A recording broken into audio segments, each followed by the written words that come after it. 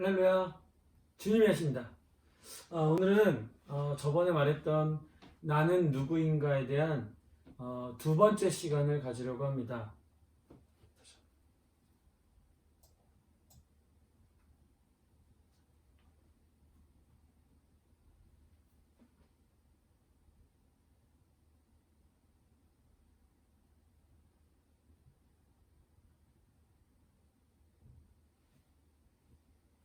할렐루야, 주님이 하십니다. 오늘은 제가 저번에도 말씀드렸던 나는 누구인가가 너무 중요하다고 했잖아요. 오늘은 나는 누구인가의 두 번째 시간. 사실은 제가 진정으로 거듭났다고 믿고 지금 감격하여 달려가는 가장 큰 경험을 하게 해준 그 깨달음이 바로 오늘 나누게 될 디베랴 바닷가에서 일어난 사건입니다. 오늘 이 말씀이 여러분들의 삶에도 정말 큰 변화를 가르쳐주고 가치관의 변화를 가져다주는 은혜의 시간이 됐으면 좋겠어요. 오늘 나눌 말씀은 뭐냐면 끝없는 사랑입니다. 끝없는 사랑. 부제로는 참된 제자 양육입니다. 이것이 저의 교육관이기도 해요. 그래서 여러분들과 이 시간 나눌 때 여러분들에게도 은혜가 저에게도 은혜가 있었으면 좋겠습니다. 오늘 말씀은 요한복음 21장 1절에서 17절 말씀인데요. 이 요한복음이 좀 특이한 게요. 이 요한복음이 원래는 20장까지가 끝인가 봐요. 왜냐면 20장의 끝절을 보면 20장의 31절을 보면 말이죠. 오직 이것을 기록함은 너희로 예수께서 하나님의 아들 그리스도이심을 믿게 하려 함이요 너희를 믿고 그 이름을 힘입어 생명을 얻게 하려 함이니라 라고 하고 끝을 내고 있어요. 제가 국어 선생님이다 보니까 문맥을 알잖아요. 여기서 끝을 내는 거예요. 근데 신기하게 요한복음 20장으로 끝나지가 않습니다. 21장이 있어요.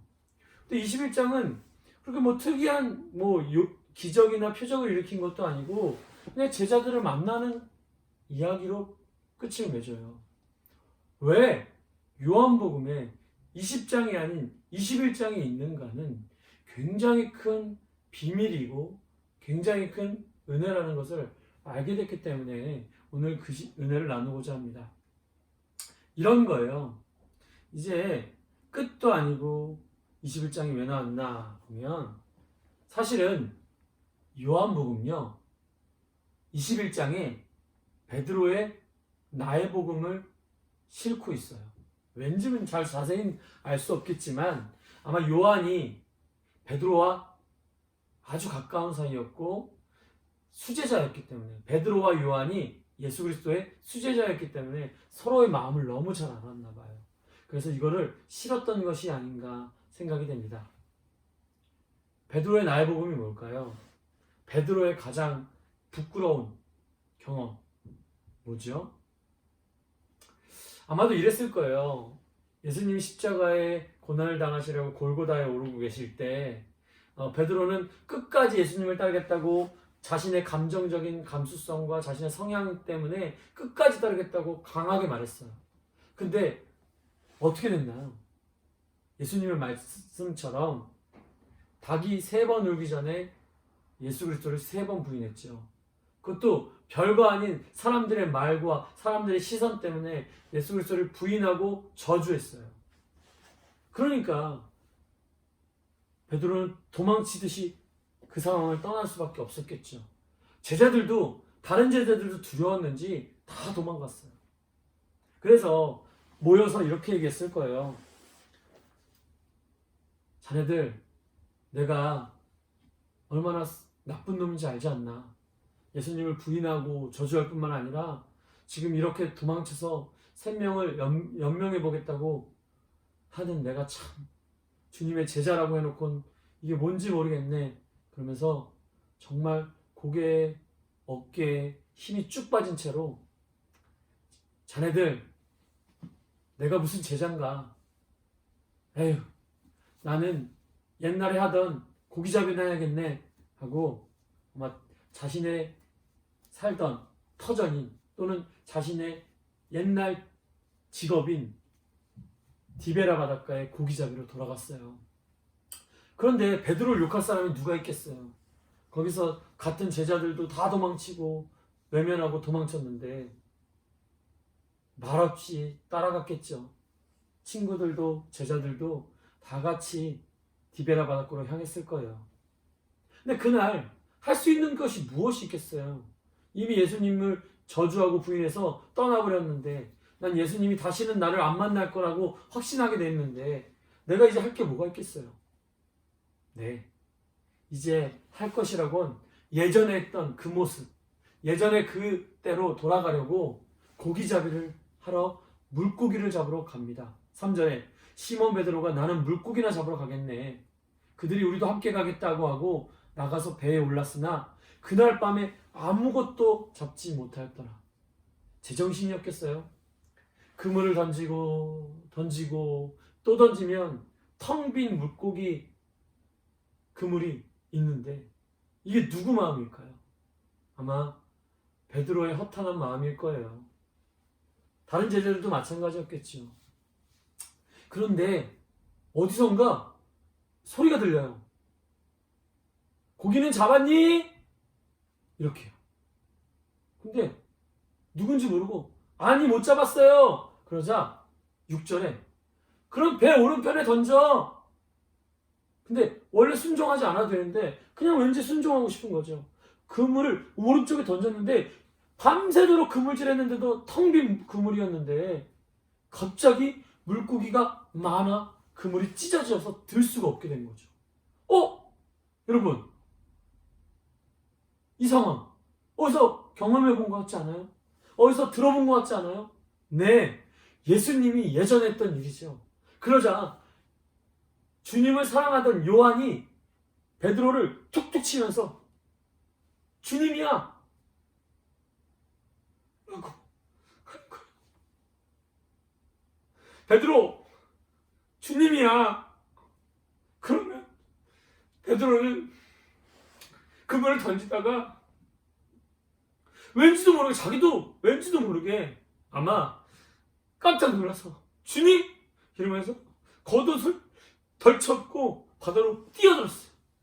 배로 육지로 간 게 아니라 기다리지 못하고 육지로 뛰어갔죠.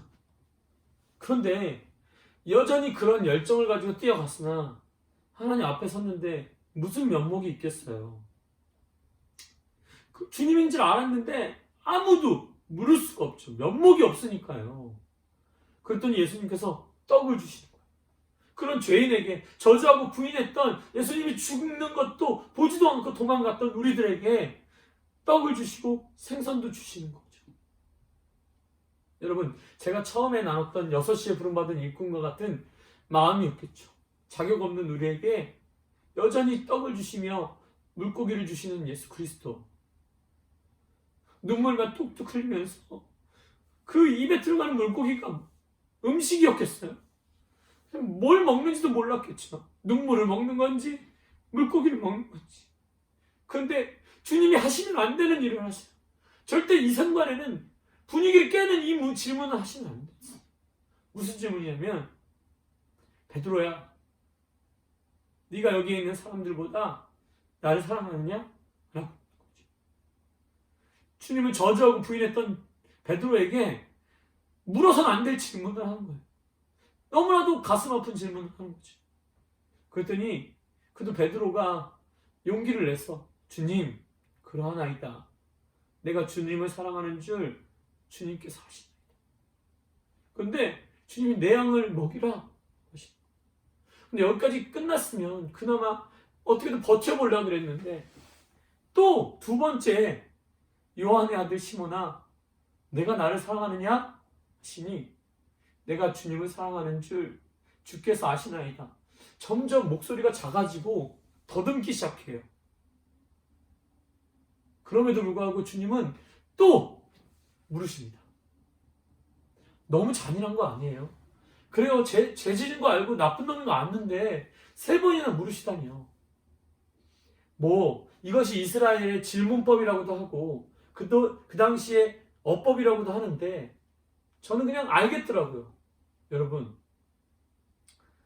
자기가 얼마나 쓰레기인 줄 알고 자기가 주님을 저주하고 부인한 버림받아 지옥에 가도 부족함 없는 인간인 걸 알았는데 주님이 또 날 찾아오신 거예요. 이제 안 되겠다. 주님한테 주님 날 떠나세요. 전 자격도 없다고요. 제자지만 어떻게 제가 제자입니까? 라고 말하려고 하는데 주님이 너 나를 사랑하니? 라고 묻는데 첫 번째는 대답을 했어요. 두 번째도 꾸역꾸역 대답했는데 뭔가 마음속에서 일어나는 거예요. 그리고 세 번째 물어보시는데 알겠는 거예요. 나는 자격도 없고 나는 버림받아 마땅하고 나는 주님이 지옥에 내가 던져도 부족함 없는 인간인데 그 주님과 함께한 3년이라는 시간 동안 자신도 모르게 연약하고 넘어지고 자빠지고 쓰러지는 죄인이지만 3년 동안 주님이 베드로의 마음 안에 주님을 새겨 넣으신 거예요. 그걸 알겠는 거예요. 아무것도 남은 게 없는데 아무것도 남은 게 없는 빈 그물인 줄 알았는데 자신도 모르는 사이에 베드로의 마음 안에는 주님이 가득 차버린 거죠.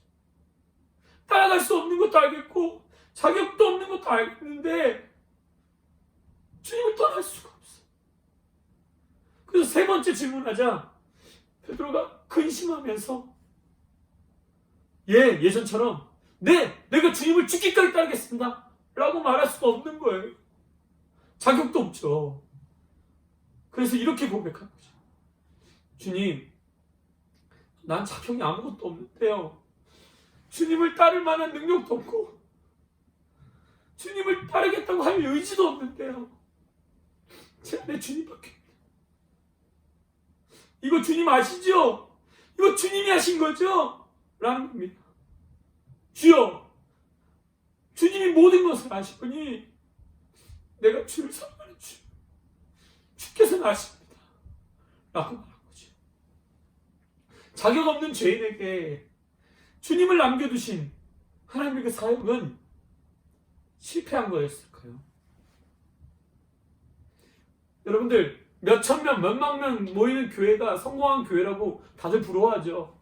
그거에 비하면 예수님은 기껏해 12명? 아니 12명 중에서도 대부분이 도망갔고 주님을 부인하기까지 했던 제자들, 그럼 주님의 공생의 사역은 실패한 걸까요? 아니요. 주님이 하신 사역은 성공한 겁니다. 이 세상 누구보다 성공하셨어요. 왜냐하면 제자들을 겉모양을 훈련시킨 게 아니라 제자들의 마음에 주님을 향한 사랑을 담아 놓으신 거죠. 주님 없으면 살 수 없는, 주님 없으면 아무것도 아니라는 것을 아는 주님만 남게 하신 거죠. 그래서 우리는 예수님을 믿는 사람들을 뭐라 그러죠? 그리스도인입니다. 그리스도로만 설명되어지는 사람들, 그리스도만 남은 사람들을 그리스도인이라고 해요. 여러분들은 어떤 그리스도인이십니까? 제가 말한 이 디베라 바닷가를 만난 여러분들은 어떤 사람입니까? 아직도 여러분들이 잘났나요? 아직도 여러분들이 주님을 따를만 해서 따르고 계신가요? 그래서 믿음의 선배들이 이 고백을 하는 거예요. 나의 나 되는 것은 주님의 은혜입니다. 주님이 하십니다. 라는 고백만 남는 거예요. 저는 오늘 이 시간을 통해서 여러분들의 마음 안에 이 은혜가, 이 감격이 남기를 간절히 바랍니다. 이 은혜가 여러분들의 삶을 변화시키길 간절히 축복합니다. 주님이 하십니다. 할렐루야! 여러분, 복음을 영화롭게 하시고 구독 꼭 눌러주세요. 할렐루야!